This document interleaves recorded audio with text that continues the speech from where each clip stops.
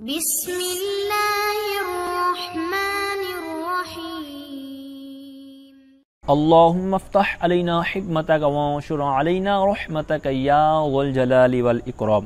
تو جی ناظرین، الحمدللہ عز وجل ہماری ریاض الصالحین حدیث مبارکہ کی کتاب جاری و ساری ہے، اور آج ہم اس کا سبق نمبر 38 نمبر سبق انشاءاللہ عز وجل پڑھیں گے۔ تو آج کے سبق کے اندر ہم صرف ایک باب پر گفتگو کریں گے۔ یہ باب طویل ہے، 3 صفحات سے زائد پر پھیلا ہوا ہے، تو اس لیے ہم اس کو ہی پڑھیں گے۔ تو اس کے اندر تقریباً 7 احادیث پڑھی جائیں گی۔ تو آئیے یہ کس سے ریلیٹڈ باب ہے، تو اس کا ٹاپک پڑھتے ہیں۔ کہتے ہیں باب آداب السیر والنزول والمبیت والنوم فی السفر۔ کہتے ہیں یہ باب سفر میں چلنے، نزول کرنے یعنی اترنے، اور رات گزارنے اور سونے کے آداب کے بارے میں باب ہے۔ اور کس حوالے سے ہے؟ کہتے ہیں وَإِسْتِحْبَابِ السُّرَا وَالرِّفْقِ بِالدَّوَابِ۔ کہتے ہیں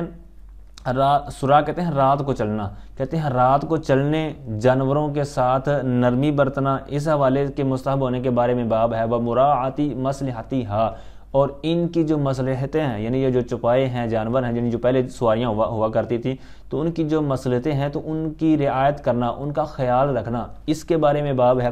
وَأَمْرِ مَنْ قَصَّرَ فِي حَقِّهَا بِالْقِيَامِ بِحَقِّهَا، کہتے ہیں کہ اور اس بات کا حکم دینا، اس شخص کو حکم دینا کہ جو ان کے حقوق میں کمی کرے،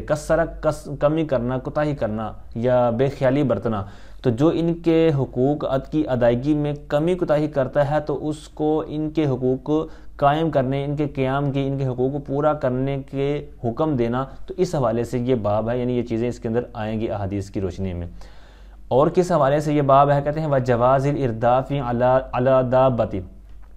ارداف کہتے ہیں پیچھے بٹھانا، یعنی سواری پر بیٹھا ہوا ہے تو اس کے پیچھے جو بیٹھے گا تو اس کو کہتے ہیں ردیف یا ارداف، تو یہاں پر اسی معنی میں ہے۔ وَجَوَازِ الْإِرْدَافِ عَلَى الدَّابَّةِ، اور سواری پر، چپائے پر اپنے پیچھے بٹھانے کے جواز کے بارے میں باب ہے، لیکن اس کے ساتھ کنڈیشن ہے اِذَا كَانَتْ تَطِيقُ ذَلِكَ، جب کہ وہ جانور اس کی طاقت رکھے، یعنی اس کے اندر یہ طاقت بھی ہو کہ وہ 2 سواروں کی مطلب طاقت برداشت کر سکے۔ تو بہرحال یہ جتنی بھی چیزیں یہاں پر بیان کی گئی ہیں، تو اس حوالے سے یہ جو آگے 7 احادیث آ رہی ہیں تو ان کے اندر یہ ساری چیزیں ہمیں سیکھنے کو، دیکھنے کو ملیں گی۔ تو پہلی حدیث مبارکہ کی طرف بڑھتے ہیں۔ عن ابی ہریرہ رضی اللہ تعالی عنہ قال قال رسول اللہ صلی اللہ تعالی علیہ وآلہ وسلم۔ حضرت سیدنا ابو ہریرہ رضی اللہ تعالی عنہ سے روایت ہے، آپ فرماتے ہیں کہ رسول پاک صلی اللہ تعالی علیہ وسلم نے ارشاد فرمایا اذا سافرتم فی الخصب فاعطوا الابل حظها من الارض، جب تم سرسبز علاقے میں، سرسبز زمین میں سفر کرو تو اونٹ کو یا اونٹوں کو ان کا حصہ دو زمین سے۔ مطلب یہ ہے کہ پہلے کے زمانے کے اندر چونکہ سواریاں اسی طرح کی تھی کہ جانوروں وغیرہ پر سواریاں کی جاتی تھی، اس لیے یہاں پر گفتگو بھی اسی انداز میں ہوگی۔ اور دوسرا یہ بھی ذہن میں رکھیں کہ اس وقت ہمارے ہاں جس طرح آج کل سڑکیں ہوتی ہیں جناب، جی ٹی روڈ ہے تو جناب موٹر وے ہے، تو اس طرح تو انداز نہیں تھا، تو لہٰذا وہ ایک خشکی کے علاقے ہوا کرتے تھے، پھر جیسے بھی ہوا کرتے تھے وہ آپ آئیڈیا لگا سکتے ہیں اسی حدیث سے کہ سرکار نے فرمایا کہ اگر تم سبز علاقے سے گزرے ہو نا، کہ وہاں پر کوئی گھاس وغیرہ بھی راستے میں اگا ہوا ہے جہاں سے جانور گزر رہے ہیں، تو پھر تم اونٹوں کو زمین سے ان کا حصہ دو۔ اب اس کا معنی آگے خود ہی بیان کر رہے ہیں، الفاظ معنی کی جو گفتگو آگے آ رہی ہے، تو مراد یہ ہے کہ تھوڑا سا تم ان کو نا ڈھیلا چھوڑ دو، یعنی ان کو یہ مہلت دو کہ وہ چلتے چلتے ساتھ میں کچھ منہ بھی مطلب نیچے سے چر لیں، یعنی چارہ وغیرہ ساتھ میں چلتے چلتے کھا لیں، ٹھیک ہے، تو یہاں سے یہ مراد ہے۔ وَإِذَا سَافَرْتُمْ فِي الْجَدْبِ فَأَسْرِعُوا عَلَيْهِ السَّيْرَ، اور جب تم بنجر یا چٹیل زمین میں سفر کرو تو انہیں تیزی سے چلاؤ، یعنی ان کو چلانے میں تھوڑا سا تیز اپنی رفتار بڑھا دو، یہ سمجھے جناب گیئر بڑھا دو۔ تو مطلب کیا ہے کہ کیونکہ اگر وہاں پر بھی تم ان کو آہستہ آہستہ چلاؤ گے اور ان کو جو ان کی طاقت اور قوت انہوں نے جو گھاس وغیرہ کھا کے بنائی ہوئی ہوگی تو وہ تو ساری یہاں صرف ہو جائے گی، اور آپ کا جو آگے سفر باقی ہے تو اس کے اندر پھر تمہیں بھی مشقت ہوگی، تمہیں بھی ٹینشن ہوگی، اور یہ جو جانور ہیں تو ان کو بھی خالی پیٹ اور جو بھوک کی وجہ سے یہ بھی پریشان ہوں گے، تو لہٰذا ان کو یہ جتنا وقت چٹیل اور بنجر زمین والا ہے تو یہ جلدی سے گزار لو تاکہ پھر آئندہ وقت جو سفر ہے وہ آپ کا صحیح سے کلیئر ہو سکے۔ وَبَادِرُوا بِهَا نِكْيَهَا، اور ان کو تھکنے سے پہلے وہاں سے گزار جاؤ، ٹھیک ہے۔ نکیہ کا بھی آگے معنی آ رہا ہے کہ مغز کو بولتے ہیں، یعنی جو ان کی طاقت ہے، ان کا مغز ہے، تو ان کا وہ تھکنے سے پہلے یا ان کا مغز وہ ختم ہونے سے پہلے، یعنی جو قوت ہے وہ صرف ہونے سے پہلے وہاں سے مطلب گزر جاؤ۔ تو وَإِذَا عَرَّسْتُمْ، اور جب تم رات کو پڑاؤ کرو، فَاجْتَنِبُوا الطَّرِيقَ، تو راستوں سے بچو، راستے سے بچو، یعنی آپ نے کہیں سٹے کرنا ہے، ٹھہرنا ہے، یہ پہلے زمانے کا آپ نے منظر ذہن میں رکھنا ہے، کیونکہ فی زمانہ یہ چیزیں کم ہو گئی ہیں، لیکن پہلے ایسا ہوا کرتا تھا کہ جہاں پر ہی مطلب کوئی رات وغیرہ ہوگی، کیونکہ رات کو بھی سفر کرتے تھے اور دن کو بھی سفر کرتے تھے، اور جو درمیانی حصہ ہوتا تھا نا، جب دھوپ وغیرہ سخت ہوتی تھی اس وقت قافلے وغیرہ رک جایا کرتے تھے، تو لہٰذا رات کو قافلے کیا کرتے تھے، راستے میں ہی پڑاؤ کر لیتے تھے۔ تو یہاں پر یہی فرمایا جا رہا ہے فَإِنَّهَا طُرُقُ الدَّوَابِ وَمَأْوَى الْهَوَامِ بِاللَّيْلِ، کیونکہ وہ جگہ رات کے وقت چپایوں کے راستے ہیں اور کیڑے مکوڑوں کی جگہ ہے، ان کے ٹھکانے کی جگہ ہے، تو لہٰذا اگر آپ وہاں پر رات کو سٹے کریں گے، راستے میں ٹھہر جائیں گے، تو وہاں سے کوئی قافلہ وغیرہ گزرے گا، جانور وغیرہ گزریں گے تو وہ آپ کو کچل دیں گے، یا کیڑے مکوڑے رات کو جناب کھل جاتے ہیں، سانپ بچھو اس طرح کی موذی چیزیں جو ہوتی ہیں، تو وہ بھی آپ کو ڈس سکتی ہیں، تکلیف پہنچا سکتی ہیں۔ یہاں تک کہ حدیث پاک کے اندر تو یہ بھی بیان کیا گیا، جہاں پر یہ چیزیں بیان کی گئی ہیں نا کہ کن کن کی دعا قبول نہیں ہوتی، تو ان میں سے ایک وہ فرد بھی ہے کہ جو راستے میں مطلب آرام کرتا ہے، راستے میں ٹھہرتا ہے اور کہتا ہے کہ مولا کریم میری حفاظت فرما، تو اس کی بھی پھر حفاظت کا سامان نہیں ہوتا، ٹھیک ہے، کیونکہ اس نے یہ خود ہی ایسا معاملہ کیا، اپنے آپ کو ہلاکت پر پیش کیا، تو لہٰذا اب اس کی حفاظت والا معاملہ نہیں ہوگا۔ تو لہٰذا یہ جو توکل کی لوگ غلط انداز میں تشریح کرتے ہیں، تو وہ اس انداز میں توکل نہیں، توکل یہ ہے کہ اسباب اختیار کیے جائیں اور پھر مسبب الاسباب پر نظر ڈالی جائے،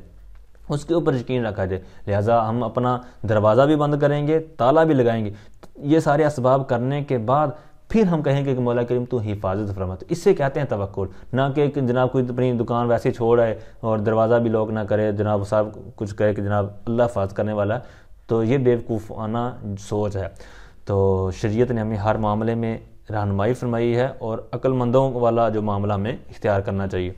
بہرحال اب یہاں پر حدیث پاک کے اندر جو کچھ الفاظ استعمال ہوئے ہیں، تو یہاں پر اس کا آگے معنی بیان کر رہے ہیں، کہتے ہیں معنی اعط الابل حظها من الارض، یعنی یہ جو پوری عبارت اوپر استعمال ہوئی تھی، تو اس کا معنی کیا ہے، تو آئی سے اس کی تفسیر کر رہے ہیں، اس کا معنی بیان کر رہے ہیں، کہتے ہیں ارفقوا بها في السير لترعى في حال سيرها، تو فرمایا کہ ارفقوا یعنی تم نرمی کرو ان کے چلنے میں، یعنی جو یہ چل رہے ہیں تو ان کے چلنے میں تھوڑی سی نرمی کر دو، تاکہ یہ چلتے ہوئے حالت میں، یعنی چلتے چلتے ہی یہ چر سکیں، ٹھیک ہے۔ اور یہ جو نکیہ لفظ استعمال ہوا تھا، تو اس کا معنی آگے بیان کر رہے ہیں، کہتے ہیں کہ قولہ نکیہ، یعنی حدیث پاک کے اندر جو نکیہ لفظ استعمال ہوا تھا، تو اس کا پہلے تو ضبط بیان کریں گے، پھر معنی بیان کریں گے۔ ضبط مطلب ان کا جو اعراب ہے، تو نکیہ جس طرح میں پڑھ رہا ہوں تو اسی کو انہوں نے آگے لکھا ہوا ہے، کہتے ہیں کہ نون کے کسرہ کے ساتھ اور قاف کے سکون کے ساتھ، اور جو یا ہے تو اس کے نیچے دو نقطے ہیں، یعنی یہ اسی طرح پڑھا جاتا ہے وبالیاء المثنۃ من تحت، تو اور اس کا معنی کیا ہے، کہتے ہیں المخ، مخ کہتے ہیں کہ مغز کو، ٹھیک ہے، وہاں تو مغز طاقت کے معنی میں ترجمہ ہم نے کیا تھا عبارت کے اندر اوپر، لیکن یہاں پر اسی معنی میں ہے مغز طاقت، ٹھیک ہے، گودا۔ تو اسی لفظ کو حدیث پاک کے اندر آپ نے بھی پڑھا ہوگا کہ سنا بھی ہوگا الدعاء مخ العبادہ، کہ دعا عبادت کا مغز ہے، ٹھیک ہے، تو یہاں پر بھی اسی لفظ کو لیا گیا۔ اور اس کا معنی کیا ہے، کہتے ہیں اسرعوا بها حتى تصلوا المقصد قبل ان يذهب مخها من دنک السیر، دنک السیر کہتے ہیں سفر کی مشقت سے، تو جو اوپر الفاظ استعمال ہوئے تھے اس کا پھر اب معنی کیا بنے گا، کہتے ہیں کہ تم ان کو جلدی سے لے جاؤ، تیزی سے لے جاؤ، تاکہ تم مقصد تک پہنچ سکو، اس سے پہلے کہ سفر کی مشقت کی وجہ سے ان کا جو گودا ہے، ان کی جو مغز ہے وہ ختم نہ ہو جائے، کہیں چلا نہ جائے، یعنی ان کی بھوک نہ کہیں لگ جائے، لہذا اس بھوک کے لگنے سے پہلے تم اپنی منزل مقصود تک پہنچ سکو۔ اور ایک لفظ استعمال ہوا تھا عرسہ، تو اس کا مصدر انہوں نے آگے استعمال کیا ہے والتعریض، کہتے ہیں تعریض کا مطلب کیا ہے، کہتے ہیں النزول فی اللیل، رات کے وقت، رات میں پڑاؤ کرنا، یعنی کسی جگہ پر آپ چلتے چلتے رات ہو گئی ہے تو اس جگہ پر اگر آپ سٹے کرتے ہیں تو وہاں پر پھر آپ کو یہ لفظ استعمال کرنا پڑے گا الرسا یا تعریض وغیرہ۔ اب اس حدیث پاک کے اندر جو سواریوں کے بارے میں ہمیں رہنمائی فرمائی گئی ہے، تو اب فی زمانہ تو یہ بہت کم ہو گیا ہے، اب تو جو ترقی کر گئی ہے دنیا، تو وہ معاملات الگ ہو چکے ہیں. تو لہٰذا اب بھی جن کے ہاں اس طرح کے معاملات ہیں کہ وہ سواریاں وغیرہ استعمال کرتے ہیں، کیونکہ اب بھی کئی ایسے علاقے ہمیں دیکھنے کو ملتے ہیں، تو لہٰذا ان کے لیے تو ڈائریکٹ ہی حدیث پاک کو سمجھ میں آسانی سے آ جائے گا کہ کیا یہاں سے ہمیں سکھایا جا رہا ہے. لیکن اب جن کے ہاں جس طرح بائک ہے، کار ہے، اسی طرح دیگر سواریاں جو پرسنلی ہوتی ہیں، تو ان کے لیے پھر تھوڑے سے اس طرح انداز میں ہو جائیں گے کہ بھائی وہ اپنا پیٹرول وغیرہ چیک کر لیں سفر کرنے کے لیے، ٹھیک ہے. کیونکہ ہم نے بھی دیکھا ہوگا، آپ نے بھی دیکھا ہوگا کہ آپ جا رہے ہوں گے روڈ پر تو کئی جناب بائک کو دھکا لگا کے لے جا رہے ہوں گے. وجہ کیا ہے کہ پیٹرول پہلے چیک نہیں کیا تھا حضرت صاحب نے، اور جناب وہ اب دھکا لگا کے لے کے جا رہے ہیں. کہیں پیٹرول پمپ آئے تو وہ جناب اپنا فیول وغیرہ ڈلوائیں. لہٰذا پیٹرول وغیرہ بھی پہلے چیک کر لیں، ٹائر چیک کر لیں، ساتھ میں ایکسٹرا ٹائر رکھ لیں. اسی طرح زیادہ لمبا سفر ہے تو وہاں پر آپ وقفے سے گھنٹے کے بعد گاڑی کو سٹے دیں، روکیں، اور تاکہ آپ بھی نماز وغیرہ کی ترکیب کر لیں اگر نماز کی ٹائمنگ ہے تو. اور دوسرا یہ ہے کہ گاڑی کو بھی تھوڑا سا ریسٹ مل جائے، وہ بھی گرم ہے تو وہ ٹھنڈی ہو جائے. تو اس طرح دیگر حسب حال اپنی یہ جو سفر کی سہولیات ہیں تو ان کا بھی خیال ہونا چاہیے، خواہ وہ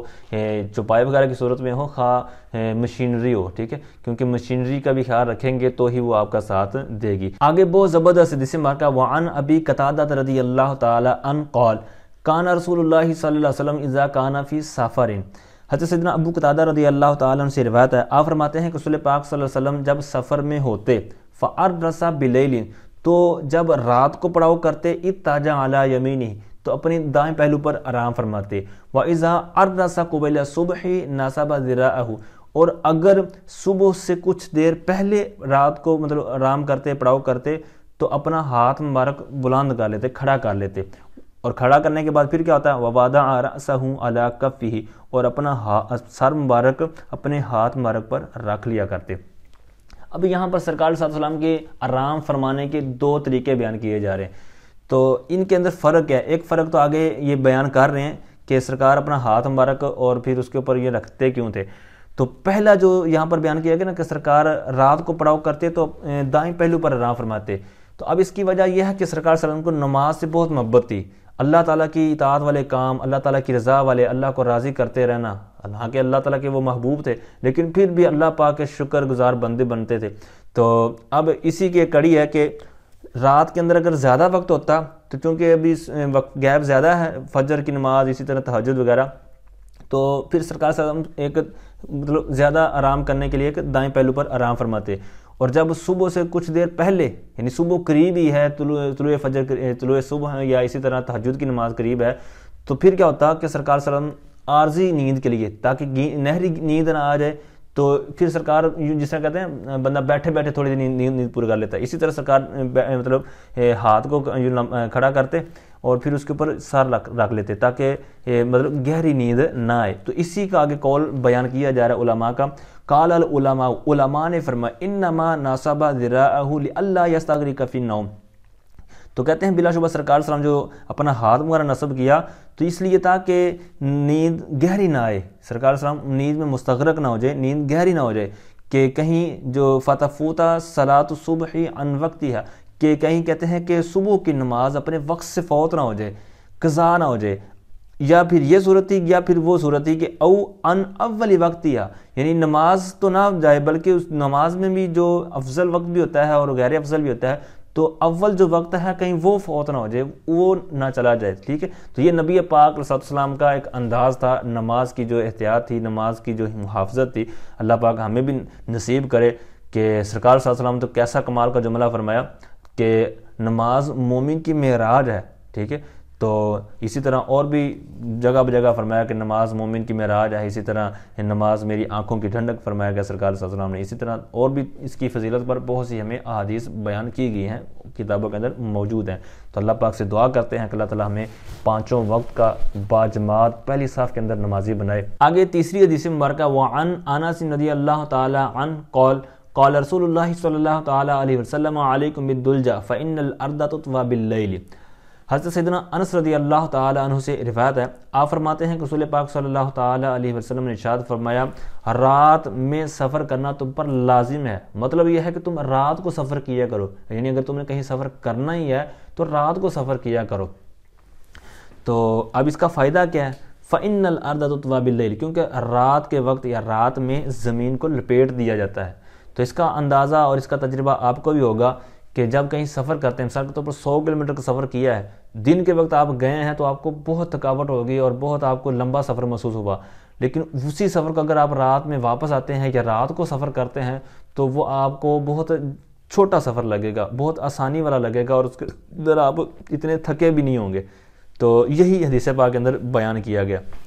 لیکن یاد رکھیں کہ رات کے اندر جو سفر کے آداب ہیں تو وہ جو آپ نے پہلے پڑھے ہوئے ہیں تو وہ مد نظر ہونے چاہیے۔ ایسا نہیں ہے کہ جناب اکیلا سفر پہ نکل جائے اور جو آداب بیان کیے گئے ان کو چھوڑ دے۔ تو جو چیزیں بیان کی گئی ہیں یا پورے اس کے ریلیٹڈ ہیں ادب و آداب، تو وہ ہر جگہ بجا لانے ہیں، اس کے تحت ہی وہ پھر آپ کو فضیلت اور وہ چیزیں ملیں گی، کہیں ایسا نہ ہو کہ نقصان کرا بیٹھیں۔ تو اب اس حدیث پاک کے اندر ایک لفظ استعمال ہوا الدلجہ، تو اس کا معنی کیا ہے؟ السیر فی اللیل، رات میں سفر کرنا، رات میں چلنا، ٹھیک ہے۔ تو یہی علیکم بالدلجہ کا بیان کیا گیا ہے کہ رات میں چلنا تم پر لازم ہے، مطلب کہ تم رات کو سفر کیا کرو۔ آگے چوتھی حدیث مبارکہ وعن ابی ثعلبۃ الخشنی رضی اللہ تعالی عنہ قال کان الناس اذا نزلوا منزلا تفرقوا فی الشعاب والاودیۃ۔ حضرت سیدنا ابو ثعلبہ خشنی رضی اللہ تعالی عنہ سے روایت ہے، آپ فرماتے ہیں کہ دوران سفر جب کسی جگہ پر لوگ پڑاؤ کرتے، کہیں ٹھہرتے، تو وہ گھاٹیوں اور وادیوں میں الگ الگ پھیل جاتے، الگ الگ طور پر ٹھہرتے۔ تو شعاب دو پہاڑوں کے درمیان تنگ جگہ کو بولتے ہیں، اور جو یعنی گھاٹی کے معنی میں، اور وادی جو اودیہ لفظ استعمال ہوا تو یہ دو پہاڑوں کے درمیان جو کھلی وسیع و عریض جگہ ہوتی ہے تو اس کو وادی بولتے ہیں۔ تو اب یہ عمل بیان کر رہے ہیں صحابہ کا کہ جب اس طرح اکٹھے مطلب جاتے سفر کے دوران، لیکن جہاں پر ٹھہرنا ہوتا تو کوئی کچھ افراد مل کر وہاں ٹھہر جاتے، کوئی کچھ وہاں پر، اس طرح نا پھیل جاتے الگ الگ طور پر۔ تو جب سرکار نے یہ منظر دیکھا تو فقال رسول اللہ صلی اللہ تعالی وسلم، تو سرکار نے ارشاد فرمایا ان تفرقکم فی ہذہ الشعاب والاودیۃ، بے شک ان گھاٹیوں اور وادیوں میں تمہارا الگ الگ ٹھہرنا، الگ الگ طور پر پھیل جانا، انما ذالک من الشیطان، تو یہ شیطان کی طرف سے، مطلب یہ ہے کہ تم یہاں الگ الگ ٹھہرے ہوئے ہو تو جو شیطان ہے تو یہ دیگر جو کفار ہیں تو ان کو یہ ذہن میں ڈالے گا کہ یہ مسلمان اس طرح پھیلے ہوئے ہیں تو ان کے اوپر حملہ کر دو، تو یوں پھر تمہارے اوپر یہ شیطان چڑھائی کروا سکتا ہے۔ تو اس لیے یہاں پر شیطان کا یہ عمل بیان کیا گیا کہ یہ شیطان کی طرف سے، مطلب یہ شیطان اس سے فائدہ اٹھا سکتا ہے۔ فَلَمْ يَنْزِلُوا بَعْدَ ذَلِكَ مَنْزِلًا إِلَّا اِنْضَمَّ بَعْضُهُمْ إِلَى بَعْضٍ، تو اس کے بعد کسی نے بھی پڑاؤ نہیں کیا مگر یہ کہ ایک دوسرے کے ساتھ مل جل کر رہتے تھے، یعنی جہاں پر بھی پھر اس کے بعد پڑاؤ کیا تو پھر اکٹھے ہو کر ہی پڑاؤ کیا، سب ایک جگہ ہی سٹے کرتے تھے، گیدرنگ کے اندر، اجتماع کے اندر اکٹھے ہو کر۔ آگے پانچویں حدیث مبارکہ وعن سہل بن عمرو وقیل سہل بن الربیع بن عمرو الانصاری المعروف بن الحنظلیہ وهو من اہل بیت رضوان رضی اللہ تعالی عنہ قال مر رسول اللہ صلی اللہ تعالی علیہ وسلم ببعیر قد لحق ظہرہ ببطنہ فقال اتقوا اللہ فی هذه البہائم المعجمۃ فارکبوها صالحۃ وکلوها صالحۃ۔ حضرت سہل بن عمرو رضی اللہ تعالیٰ عنہ سے روایت ہے، اور ایک قول میں یہ کہا گیا ہے کہ سہل بن ربیع بن عمرو انصاری جو کہ ابن حنظلیہ کے نام سے معروف و مشہور ہیں، تو ان سے روایت ہے، اور وہ جو ہیں وہ بیعت رضوان میں سے ایک ہیں، یعنی جنہوں نے بیعت رضوان کی تھی تو ان میں سے وہ بھی صحابی ہیں۔ تو بہرحال کہتے ہیں، فرماتے ہیں کہ رسول پاک صلی اللہ علیہ وسلم ایک اونٹ کے پاس سے گزرے۔ اب اس اونٹ کی حالت کیا تھی؟ فرماتے ہیں قد لحق ظہرہ ببطنہ، اس کی پشت پیٹ کے ساتھ ملی ہوئی تھی، لاحق ملی ہوئی تھی۔ تو مطلب یہ کہ بھوک کی وجہ سے اتنی کمزوری نکاحت ہو چکی تھی کہ وہ بہت دبلا پتلا ہو چکا تھا۔ تو سرکار صلی اللہ علیہ وسلم نے فرمایا کہ ان معجمہ کہتے ہیں بے زبان کو، تو ان بے زبان چپایوں کے معاملے میں اللہ سے ڈرو،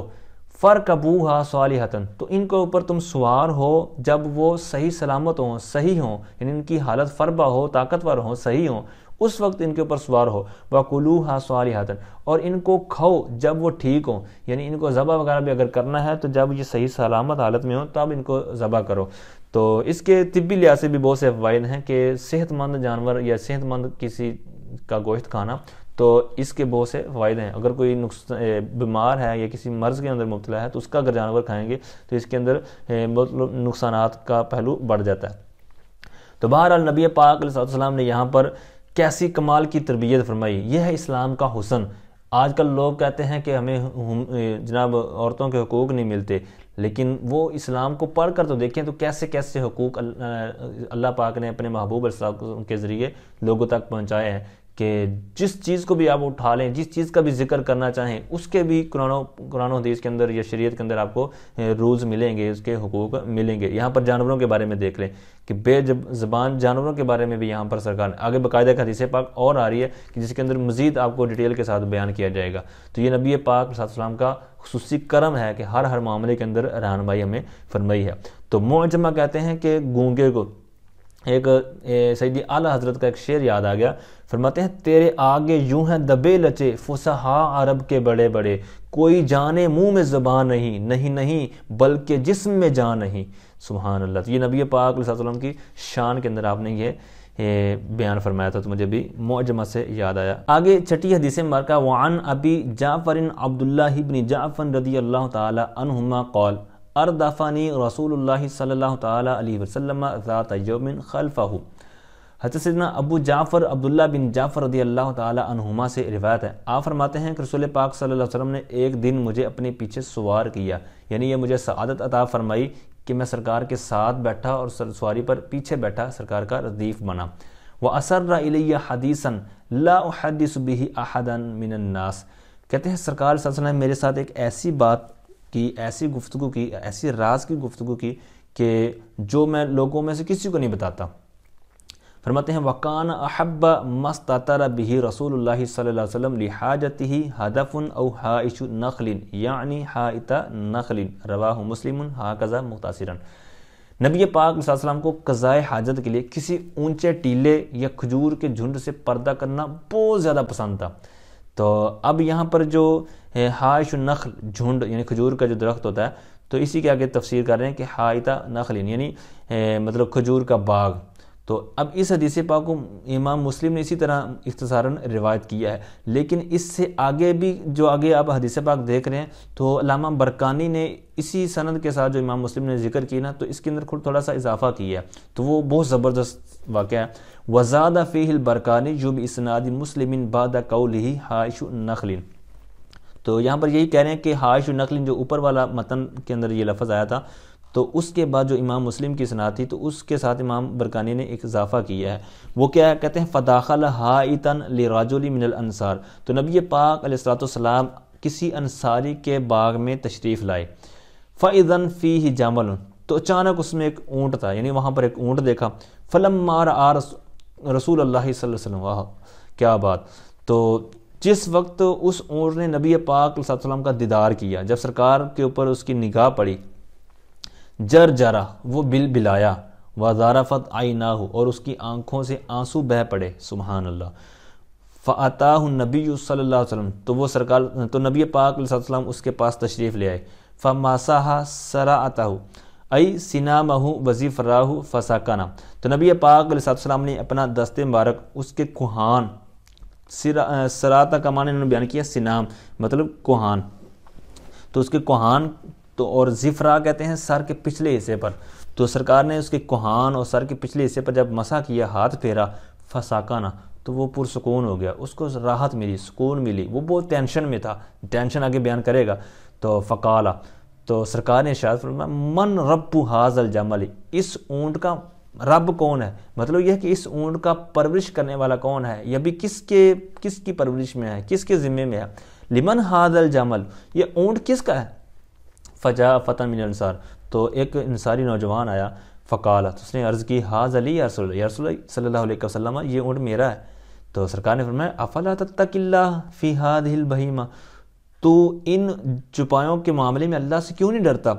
التی ملکک اللہ ایاھا، جس کا اللہ پاک نے تجھے مالک بنایا ہے۔ تو فإنہ یشکو الی انک تجیعہ وتدعبہ، کیونکہ اس نے مجھ سے شکایت کی ہے کہ تو اس کو بھوکا رکھتا ہے اور اس کو کام لے کر تھکا دیتا ہے، یعنی اس سے کام تو بہت زیادہ لیتا ہے لیکن بھوکا رکھتا ہے، اتنا کھانا ٹائم پر نہیں دیتا۔ اس حدیث پاک کے اندر جو کچھ الفاظ ہیں ان کا ضبط وغیرہ معنی وغیرہ بیان کر رہے ہیں۔ زفرا جو لفظ آیا تھا تو اس کو کہتے ہیں کہ یہ زال جو نقطے والی ہے اس کے کسرہ کے ساتھ ہے اور فا اس کا جو ہے وہ ساکن ہے، اور یہ کہتے ہیں لفظ مفرد مؤنث ہے۔ اہل لغت نے الزفرا کا قول بھی فرمایا ہے۔ تو اب یہ زفرہ اونٹ کے جسم کا کون سا حصہ کہلاتا ہے؟ تو آگے فرماتے ہیں کہ اونٹ کے کان کے پیچھے جو پسینہ آتا ہے نا، تو اس جگہ کو زفرہ کہتے ہیں. اور تدعبو جو لفظ استعمال ہوا ہے یہ تتعبو کے معنی میں ہے، مطلب اس کو وہ تھکا دیتا تھا. تو بہرحال اس حدیث پاک سے بہت سی چیزیں سمجھنے کو ملتی ہیں، لیکن ہمارے پاس وقت شارٹ ہوتا ہے اور اختصاراً ہم سبق کو بیان کرتے ہیں. تو ایک بات عرض کروں گا کہ چھپائے جانور بھی حضور علیہ السلام کے مقام و مرتبے کو جانتے ہیں کہ اللہ پاک نے ان کو کیسا مقام و مرتبہ دیا ہے، لہٰذا سرکار کی نے اس کی بولی کو سمجھا بھی، اس کے معاملات کو سمجھا بھی، اس کے مشکل کشائی بھی فرمائی. تو اونٹ جانتا تھا کہ میں ان کے پاس آیا ہوں اتنی حسین و جمیل چہرے والا، تو ان کے پاس اپنا مطلب مشکل لے کے آیا ہوں تو یہ مشکل میری دور کر دیں گے. تو یہی کسی شاعر نے کیا فرمایا ہے، ہاں یہی کرتی ہیں چڑیاں فریاد، ہاں یہی چاہتی ہے ہرنی داد، اسی در پہ شترانے نشاد قلعہ رنجو آنا کرتے ہیں. بہرحال آگے آخری حدیث مبارکہ کی طرف بڑھتے ہیں.